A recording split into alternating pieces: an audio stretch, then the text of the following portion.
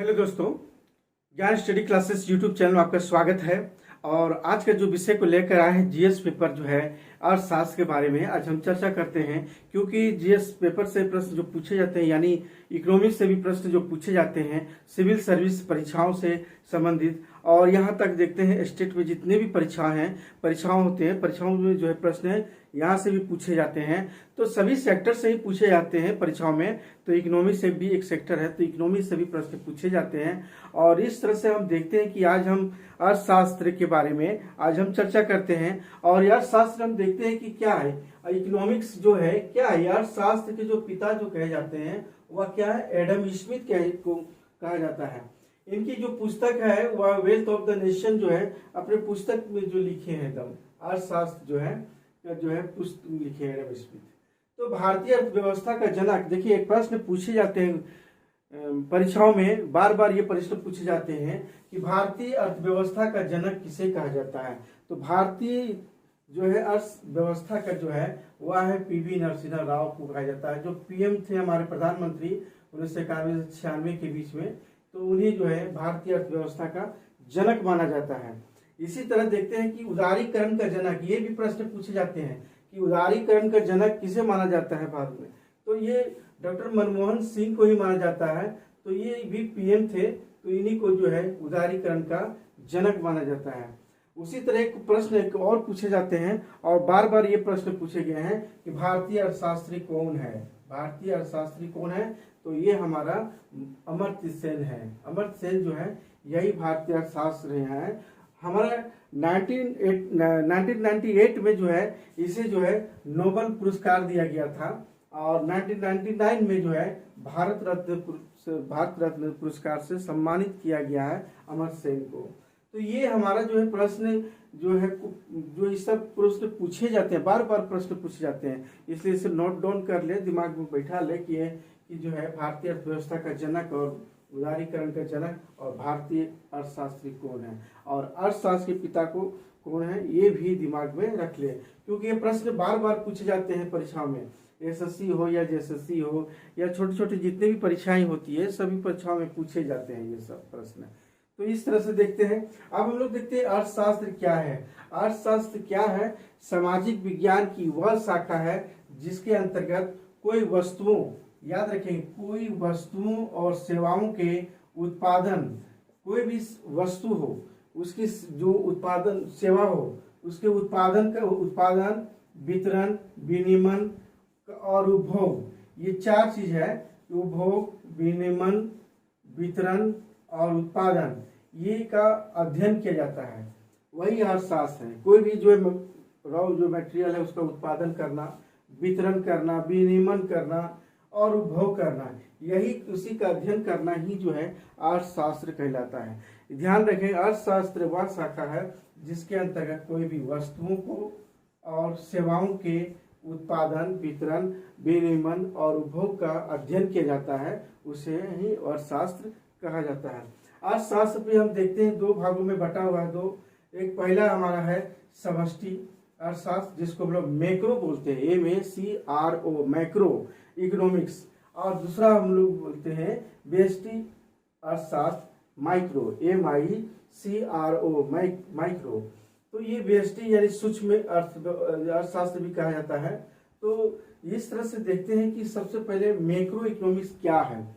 ये प्रश्न अंतर करने भी जाननी चाहिए क्योंकि इकोनॉमिक्स है और समझना बहुत जरूरी है कि मैक्रो और माइक्रो में क्या अंतर है और इसको समझना बहुत जरूरी है। तो देखिए, सबसे पहले देखते हैं किसी देश या विश्व की समस्त अर्थव्यवस्था, मान लीजिए हमारा भारत या कोई भी किसी देश की अर्थव्यवस्था, तो हमारी भारतीय अर्थव्यवस्था मान लेते हैं कि हमारे भारतीय अर्थव्यवस्था और उसकी समस्याओं का अध्ययन किया जाता है। हमारी अर्थव्यवस्था और उसकी समस्त अर्थव्यवस्था यानी उसकी समस्या, हमारे भारत की जो अर्थव्यवस्था है उनकी समस्याओं को अध्ययन करना, यही जो है मैक्रो इकोनॉमिक्स कहा जाता है। हमारे देश की जितनी अर्थव्यवस्था उसकी समस्याओं का जो है अध्ययन करना, यही कहा जाता है। सबसे पहले देखते हैं कि शुरू करने का श्रेय किससे जाता है। जॉन मेनार्ड कीन्स को ही माना जाता है। ये अपने पुस्तक में लिखे हैं कि theory of the employment, interest and money. ये पुस्तक में जो वर्णन किए हैं इसके बारे में, यानी मैक्रो इकोनॉमिक्स के बारे में बताया, क्योंकि यहाँ से भी प्रश्न पूछे जाते हैं कि मैक्रो इकोनॉमिक्स का जो है के बारे में किसने लिखा है। तो जॉन मेनार्ड कीन्स ने लिखा, और किस पुस्तक में लिखा, तो याद रखेंगे कि theory of the employment, interest and money, इन पुस्तक में लिखे हैं। तो दूसरी है हमारा माइक्रो इकोनॉमिक्स। इसका अर्थ सूक्ष्म होता है, सूक्ष्म अर्थशास्त्र होता है, सूक्ष्म अर्थशास्त्र है। तो इस तरह से देखते हैं कि व्यक्तिगत, इसमें क्या होता है माइक्रो में, कोई भी व्यक्तिगत परिवार या किसी फर्म का अध्ययन किया जाता है। ये व्यक्तिगत रूप से जो है किसी परिवार के बारे में या उसे किसी अन्य फर्म का बारे में अध्ययन करना, किसी खास विशेष पर ही ध्यान दिया जाता है। तो ये हमारा माइक्रो इकोनॉमिक्स कहा जाता है। तो यही दो है हमारा मैक्रो और माइक्रो। अब हम देखते हैं अगला जो विषय को जो है वह है इकोनॉमिक सिस्टम। इकोनॉमिक सिस्टम की शुरुआत कैसे हुई थी और या कैसे हुई थी, तो इसके बारे में थोड़ा सा देख लें कि सबसे पहले इकोनॉमिक सिस्टम में एक 3 तरह से हम देखते हैं, पूंजीवादी अर्थव्यवस्था, समाजवादी अर्थव्यवस्था और मिश्रित अर्थव्यवस्था। ये 3 तरह का हम देखते हैं इकोनॉमिक सिस्टम में। और सबसे पहले देखते हैं इसमें पूंजीवादी अर्थव्यवस्था में। तो पूंजीवादी अर्थव्यवस्था में क्या था कि ये इसका उद्भव हुआ, इसका उद्भव जो है एडम स्मिथ ने ही अपनी पुस्तक the wealth of the nation में ही किया है इन्होंने सबसे पहले। इसमें क्या है, कोई भी श्रम विभाजन या विनिमय को विशेष महत्व दिया जाता है। कोई भी काम करने वाला को जो है उसमें जो विभाजन किया जाता है और उसका विनिमय किया जाता है, आदान प्रदान जो किया जाता है, उसको बहुत ही महत्व दिया जाता है इसमें, पहली बात। दूसरा देखते हैं इसी के अंतर्गत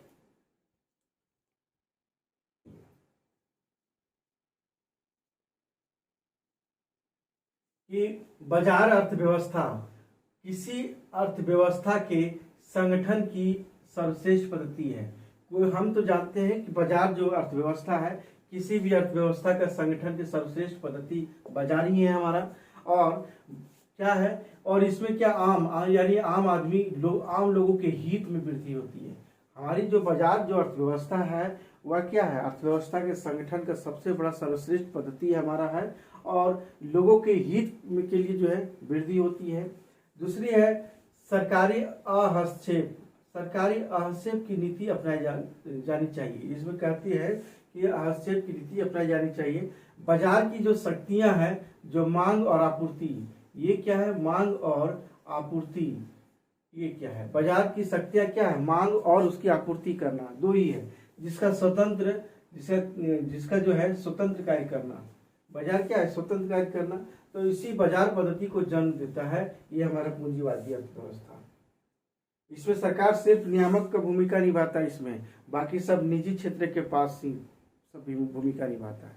तो इस तरह से याद रखेंगे कि पूंजीवादी अर्थव्यवस्था में इसमें सरकार जो है सिर्फ नियामक की भूमिका निभाती थी और शेष निजी के पास थी।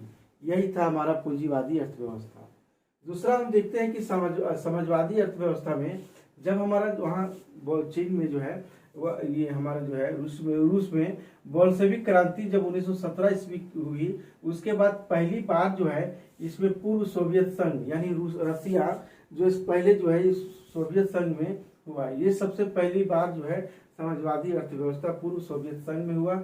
लेकिन सैद्धांतिक रूप से जर्मन जो दार्शनिक है कार्ल मार्क्स, देखिए याद रखेंगे, जो सैद्धांतिक रूप से जो जर्मन दार्शनिक कार्ल मार्क्स जो है वो क्या है, ये के विचारों पे थी। उन्हीं के विचारों में सबसे पहले ये थी और यह पूंजीवादी अर्थव्यवस्था का पूर्ण विपरीत है। यानी हमारा पूंजीवादी अर्थव्यवस्था से विपरीत हमारा ये समाजवादी अर्थव्यवस्था थी।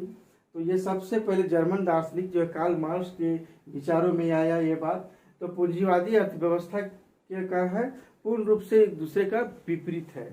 तो देखते हैं इसमें क्या होता है। इसमें बाजार और बाजार की जो शक्तियां होती है, शक्ति, मांग और आपूर्ति, ये तीन, और प्रतियोगिता।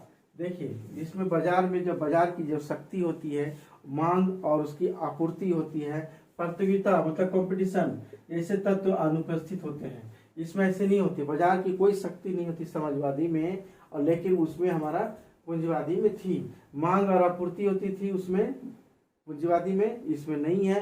प्रतियोगिता इसमें नहीं है। तो ये सब तत्व अनुपस्थित होते हैं, मतलब ये सब नहीं होते हैं इसमें समाजवादी में। अगला देखते हैं कि उत्पादन की जो प्रक्रिया है ये राज्य सरकार करती है। उत्पादन की जो प्रक्रिया क्या करते हैं, राज्य सरकार करती है, और उत्पादन के साथ साथ वितरण भी करती है। हमारी सरकार क्या करती है इसका, यानी समाजवादी अर्थव्यवस्था में राज्य सरकार ये क्या करती है, उत्पादन की प्रक्रिया राज्य सरकार करती है और वितरण भी करती है। तो कहने का तात्पर्य कि प्रत्येक नागरिक जो है उसकी योग्यता और आवश्यकता के अनुसार हो। कोई भी कहते हैं इसमें किसी प्रत्येक नागरिक की योग्यता और आवश्यकता के अनुसार हो ये सब। तो इसमें सरकार ही जो है तीनों भूमिकाएं निभाती थी, और निजी क्षेत्र के लगभग भूमिका कोई निभाता नहीं था। इसमें निजी क्षेत्र कोई जो है इसमें भूमिका नहीं थी, लेकिन पूंजीवादी अर्थव्यवस्था में थी, इसका जस्ट उल्टा। अब हम देखते हैं इसमें जो है तीसरा जो है मिश्रित अर्थव्यवस्था। मिश्रित अर्थव्यवस्था का हमारा जो समय आया, जब हमारा प्रथम युद्ध के बाद जो है यानी आर्थिक जो मंदी हुई थी, तो महान जो मंदी 1929 ईस्वी में हुई थी, तो इसी समय की जो उत्पन्न परिस्थिति हुई थी, और उत्पन्न जो परिस्थितियों के समाधान के लिए एक प्रसिद्ध जो अर्थशास्त्री थे, इसका प्रयोग जो है जॉन मेनार्ड कीन्स ने किया था। यही जो है जॉन मेनार्ड जो है कीन्स के विचारों में से ही हुआ था कि क्योंकि आर्थिक मंदी से पूरा जो है विश्व जो है आर्थिक मंदी से जो है करा रही थी, तो उसी समय जो परिस्थितियां ऐसी हुई, उसी समाधान के लिए जो ब्रिटिश अर्थशास्त्री है जॉन मेनार्ड कीन्स ने, उन्हीं के विचारों में आया सबसे पहले। इसका प्रथम प्रयोग करने वाला जो है ये यूएसए में किया गया, लेकिन पूरे विश्व पूरे पश्चिमी यूरोप तक ये गया। और द्वितीय विश्व युद्ध के बाद क्या हुआ, प्रथम युद्ध के लिए द्वितीय विश्व युद्ध के बाद जो है विकासशील देशों ने अपना आर्थिक मॉडल बना लिया। यानी धीरे धीरे देखते हैं कि अब विकासशील जितने भी देश है उसको अपना आर्थिक मॉडल बनाया। तो फ्रांस ने भी 1940 के पूर्वार्ध में पहली बार ये मिश्रित अर्थव्यवस्था को जो है मिश्रित अर्थव्यवस्था को एक आर्थिक प्रणाली के रूप में भी अपनाया, फ्रांस में भी अपनाया। तो इस तरह से अब हम देखते हैं कि औपनिवेशिक समाजवादी अर्थव्यवस्था से, क्योंकि औपनिवेशिक यानी उसके जो है संरक्षण जिसको बोलते हैं, तो औपनिवेशिक समाजवादी अर्थव्यवस्था से मुक्ति पाने के लिए क्या हुआ, अधिकांश देशों ने क्या हुआ, मिश्रित अर्थव्यवस्था को अपनाया, जिनमें भारत जो है प्रथम और प्रमुख देश रहा। तो धीरे धीरे जो है ये जितने भी औपनिवेशिक समाजवादी अर्थव्यवस्था के अंतर्गत आते थे देश, वो देश अपनी मुक्ति पाने के लिए वो अधिकांश जो देशों ने इसी मिश्रित अर्थव्यवस्था को अपनाया, जिसमें भारत जो है ये प्रमुख रूप से रहा है, जो मिश्रित अर्थव्यवस्था है। तो अधिकांश जितने भी सब थे सभी विकासशील देशों ने ही जो है इसी चीज को अपनाया। अब हम बताएंगे कि सेक्टर ऑफ जो है इकोनॉमिक्स के बारे में अगर हम चर्चा करते हैं, आप लोग थोड़ा सा नोट कर लेंगे और समझ लें कि क्या है। इकोनॉमिक सिस्टम के बारे में चर्चा किए। अब हम देखते हैं कि जो है वो सिस्टम इकोनॉमिक यानी अर्थव्यवस्था क्या है। अर्थव्यवस्था क्या है कि किसी भी चीज का उत्पादन, वितरण एवं खपत की एक सामाजिक जो एक व्यवस्था है, क्योंकि एक सामाजिक व्यवस्था के अंतर्गत चलती है, जिसमें सभी आर्थिक गतिविधियों के जितने भी नियम हैं, उनकी अवधारणा है, उनके सिद्धांतों का एक क्या किया जाता है, व्यवहारिक प्रयोग किया जाता है, वही अर्थव्यवस्था है। यानी अर्थव्यवस्था इकोनॉमी तो ये जो है आर्थिक व्यवस्था क्या है, किसी भी चीज का जो है हम उत्पादन करते हैं और वितरण करते हैं, उत्पादन, वितरण और क्या है, खपत है। ये उत्पादन, वितरण और खपत है क्या करते हैं कि खपत की एक क्या है, एक है सामाजिक व्यवस्था है, क्योंकि समाज से संबंधित जितने भी एक सामाजिक व्यवस्था है, और कोई भी चीज का जो है हम लोग उत्पादन करते हैं, वितरण और उसकी खपत है करते हैं, लेकिन ये क्या है, एक सामाजिक व्यवस्था हमारे बनी हुई है जिसमें सभी आर्थिक गतिविधियों का किया जाता है, जिसमें जिसमें सभी आर्थिक गतिविधियों का सभी आर्थिक गतिविधियों का क्या किया जाता है, सभी आर्थिक गतिविधियों के नियमों का उसके सभी आर्थिक गतिविधियों के नियमों और उनके नियमों के जितने भी है अवधारणाओं को, अवधारणाओं और सिद्धांतों को, और क्या कहते हैं, सिद्धांतों का व्यवहारिक प्रयोग किया जाता है, व्यवहारिक प्रयोग किया जाता है। अब हम देखते हैं कि अगला जो है देखते हैं इकोनॉमिक, यानी हम तो देखें कि जो है इकोनॉमी अर्थव्यवस्था क्या है, लेकिन आप देखते हैं कि कौन कौन से व्यवस्था का क्षेत्र है, यानी सेक्टर ऑफ जो है इकोनॉमी, सेक्टर ऑफ इकोनॉमी, कौन कौन से सेक्टर है इकोनॉमी का, अर्थव्यवस्था का। तो सबसे पहले देखते हैं कौन कौन सा सेक्टर है। तो सबसे पहले देखते हैं प्राइमरी सेक्टर, प्राइमरी सेक्टर। अब हम देखते हैं बार बार ये प्रश्न पूछे जाते हैं परीक्षाओं में, सेकेंडरी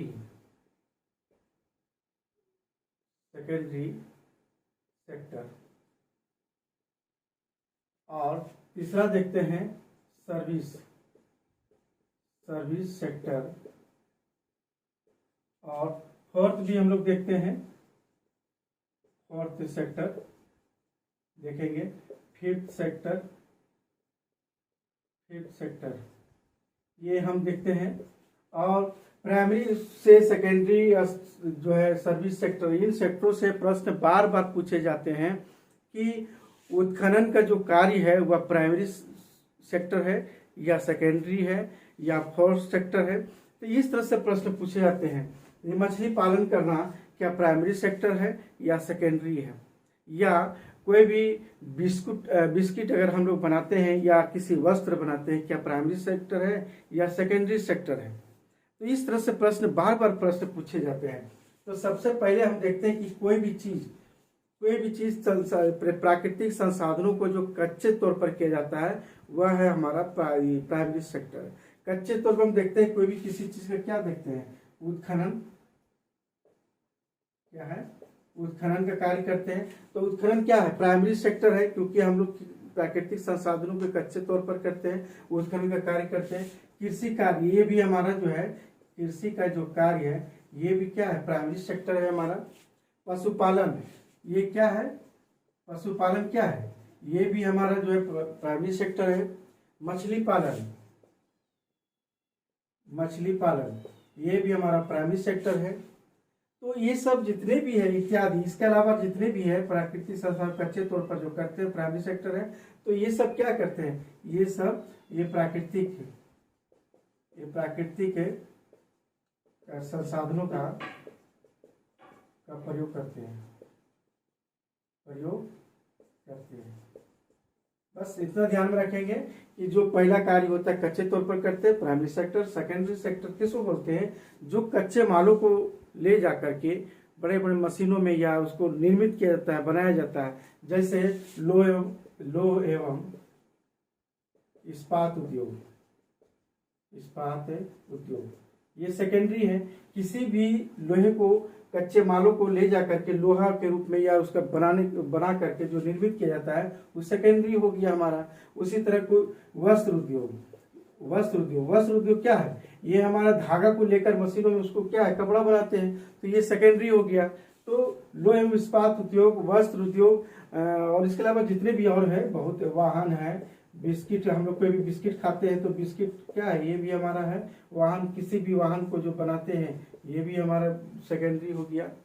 तो बिस्किट, केक, जितना भी है इत्यादि, ये सब जो है सेकेंडरी में आता है। समझेंगे थोड़ा सा ध्यान से कि सेकेंडरी कहा जाता है। तो ये कच्चे मालों को क्या करते हैं, कच्चे माल का प्रयोग कर निर्मित वस्तु बनाते हैं, निर्मित वस्तुएं बनाती है। बस इतना ही ध्यान में रखना है, किसी भी कच्चे माल को प्रयोग करके उसको निर्मित वस्तु बनाती है। सर्विस सेक्टर, सर्विस जो सेवा देती है, जैसे बैंकिंग के क्षेत्र में, बीमा के क्षेत्र में, शिक्षा के क्षेत्र में, बीमा के क्षेत्र में, शिक्षा के क्षेत्र में, और बहुत है, चिकित्सा के क्षेत्र में, पर्यटन के क्षेत्र में इत्यादि। ये सब क्या है इत्यादि, ये सब क्या है, सेवाएं यानी सर्विस। ये विभिन्न प्रकार के सेवाओं का उत्पादन किया जाता है। ये विभिन्न प्रकार के सेवाओं का उत्पादन किया जाता है। इसी तरह सर्विस सेक्टर के सेवा के क्षेत्र से ये प्रश्न पूछे जाते हैं। ये सब प्रश्न याद रखेंगे, ये इकोनॉमिक्स में बहुत बार पूछा गया है। ये सब प्रश्न है। फोर्थ सेक्टर में क्या देखते हैं कि ज्ञान से संबंधित है। ये क्या है, फोर्थ सेक्टर में ज्ञान से संबंधित है। जैसे किसी भी चीज का सॉफ्टवेयर डेवलप करना है, डेवलपमेंट, तो किसी भी सॉफ्टवेयर के डेवलपमेंट के ज्ञान से संबंधित जितने भी सारा कार्य होता है वो फोर्थ सेक्टर में अंतर्गत करते हैं। और फिफ्थ सेक्टर क्या है, किसी भी क्षेत्र में, यानी किसी भी क्षेत्र में क्या है, विशेषज्ञ हासिल हो, विशेषज्ञ हो। जैसे हम देखते हैं कि विशेषज्ञ में जैसे वैज्ञानिक हो, क्या है, वैज्ञानिक हो, तो ये किसी भी क्षेत्र में क्या है, ये महारत हासिल किए हैं। इसी तरह एक और हम देखते हैं, शोधकर्ता, कोई भी किसी भी चीज के बारे में शोध करता है, तो खोज करता है, शोध करता है, तो वो भी क्या है, फिफ्थ सेक्टर के अंतर्गत माने जाते हैं। तो ये देखते हैं सेक्टर ऑफ इकोनॉमिक्स के बारे में। अब हम देखते हैं अगला जो है फाउंडेशन ऑफ द इकोनॉमी, यानी अर्थव्यवस्था का जो कौन कौन से आधार है, इसके बारे में अगले क्लास में फिर कभी हम बताएंगे। आज की क्लास यही समाप्त करते हैं।